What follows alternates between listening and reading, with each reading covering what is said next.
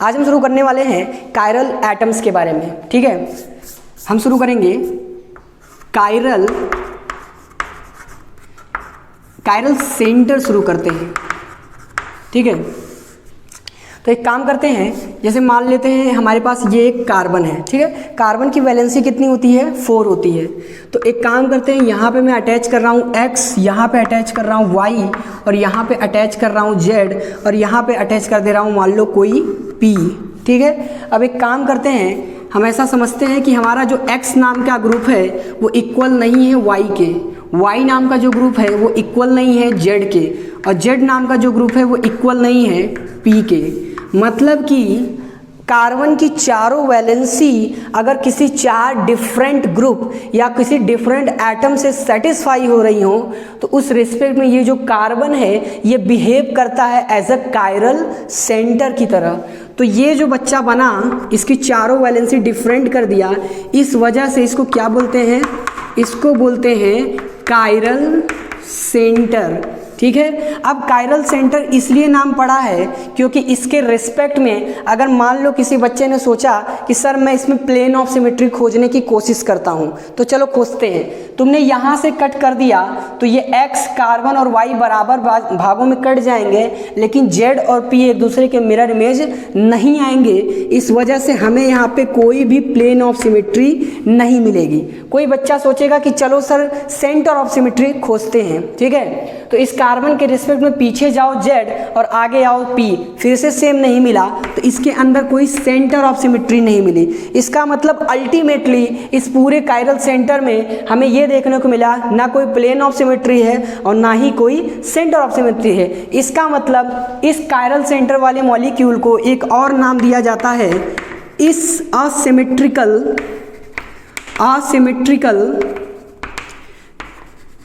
asymmetrical molecule. You can say like a asymmetrical molecule because no type of symmetry is found.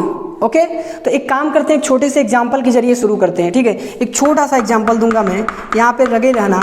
जैसे मैं मान लो यहाँ लगाया CH3 और इसको अटैच कर दिया कार्बन से। ठीक है, यहाँ लगाया मान लो क्या, यहाँ लगा दिया हाइड्रोजन। ठीक है, और यहाँ पे लगा दिया C2H5 और यहाँ पे लगा दिया क्लोरीन। तो देखो क्लोरीन डिफरेंट है, यस।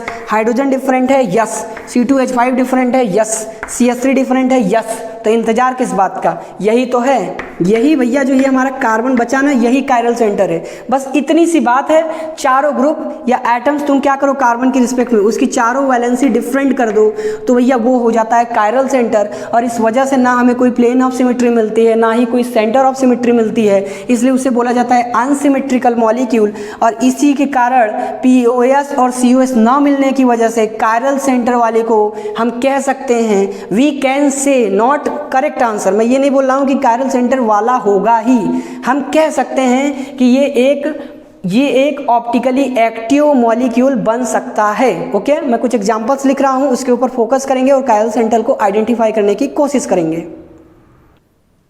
तो हम ऐसा करते हैं, हमें यहाँ पे क्या करना है? आइडेंटिफाई करना है कायरल सेंटर को। ठीक है, आइडेंटिफाई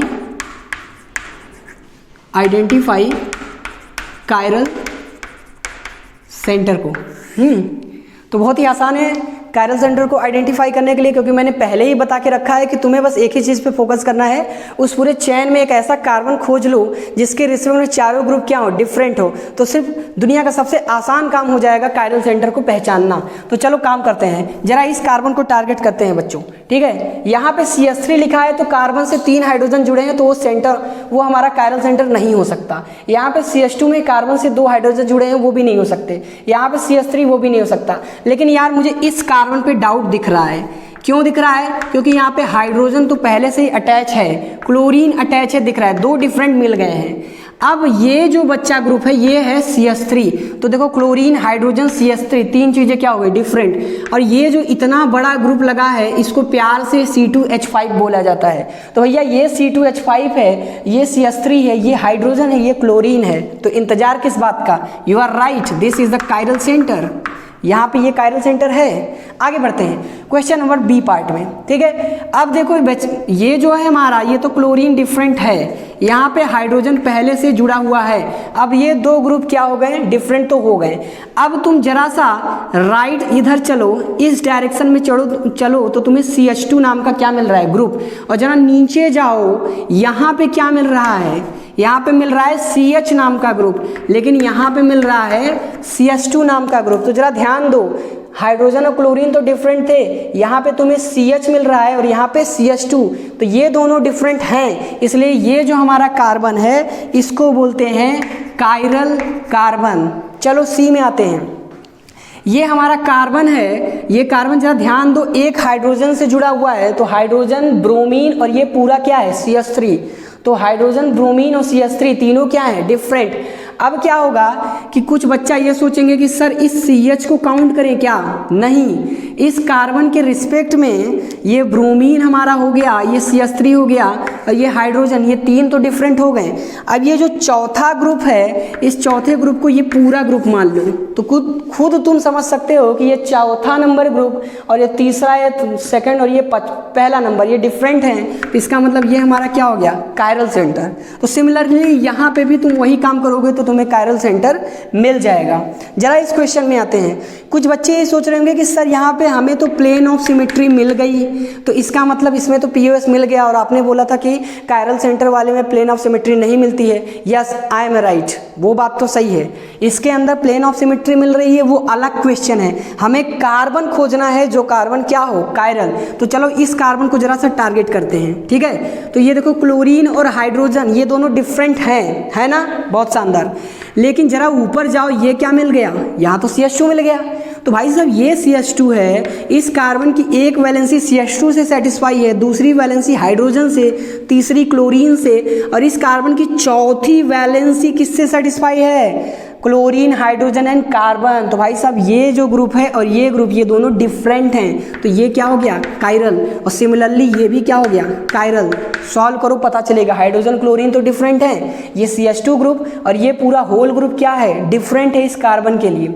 चलो आगे बढ़ते हैं। E, कितने लोगों को लगता है कि कायरल सेंटर है, वाह, अच्छा ये कायरल सेंटर है, तुम्हारे हिसाब से ये कायरल सेंटर है ना, ये कायरल सेंटर नहीं है। पूछो कैसे।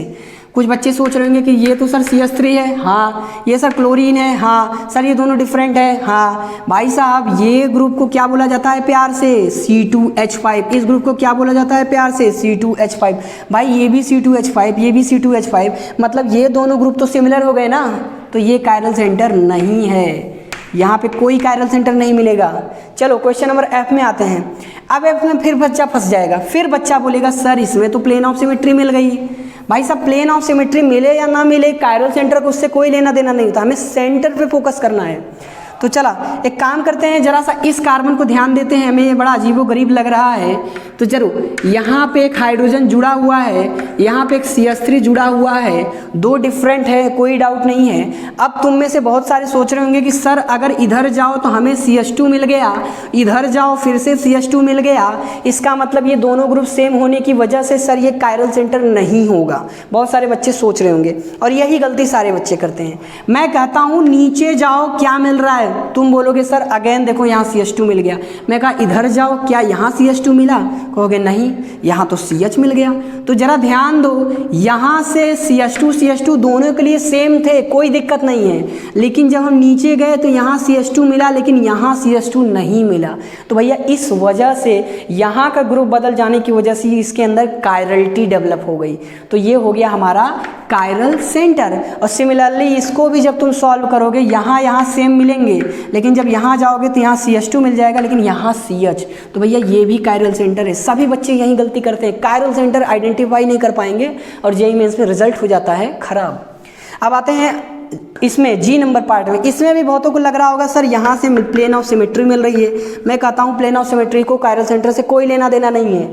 मैं कहता हूँ इस कार्बन को जरा सा टारगेट करो, तो जरा ध्यान दो, यहाँ हाइड्रोजन है, हाँ, यहाँ CH3 है ना, हाँ, दो ग्रुप डिफरेंट हुए ना, हाँ। अब प्रॉब्लम कहाँ आ रही है, जब तुम यहाँ जा रहे हो तो CH2 मिल रहा है, यहाँ जा रहे हो तो CH मिल रहा है, डिफरेंट है कि नहीं है, तो कायरल सेंटर है कि नहीं है, आई ना बात समझ में। तो सेम भैया यहाँ पे भी एक कायरल सेंटर है। आते हैं भाई साहब जेईई मेंस में भर भर के क्वेश्चन आते हैं। अच्छा ये बड़ा अटपटा एग्जाम्पल, इसमें किसी भी कार्बन के पास कायरल सेंटर तो है ही नहीं भाई, ये कायरल सेंटर नहीं, ये भी कायरल सेंटर नहीं, ये भी कायरल सेंटर नहीं है। लेकिन मैं बोलता हूँ ये इस मॉलिक्यूल के पास भले ही कायरल सेंटर ना हो, लेकिन इसको बोला जाता है कायरल मॉलिक्यूल। क्यों, ये मैं अगले क्लास में डिस्कस करूँगा। That's all.